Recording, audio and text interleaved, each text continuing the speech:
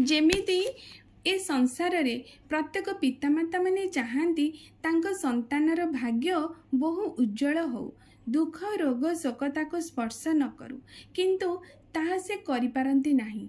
काहेकि ना संतान मानक कर्म द्वारा से सब बिगिड़ी जाए। जदि कौनसी संतान तार कर्म को बिगिड़ी दिए बा भूल कर्म करे, तेणु ता भाग्य मध्य भूल हो जाए, तेणु से दुख रोग शोक भोग करे। ठीक सही परी ए ईश्वर भगवान जेतेबेले सकल सृष्टि को जन्म दियंती बा सृष्टि करती तांकर सकल जीव को, सेतेबेले से मध्य चाहती मोर रचना हेतिबा सारा सृष्टि सुख शांति आनंद रे बसबास करू, भाग्य बहु उज्जवलमय हो, किंतु से मध्य पारंती नहीं।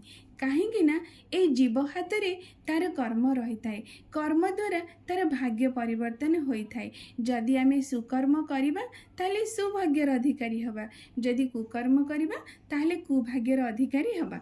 तेणु ईश्वर चाहती मंगल, किंतु आमे आम मंगलर पथ चाहुना, जानुना।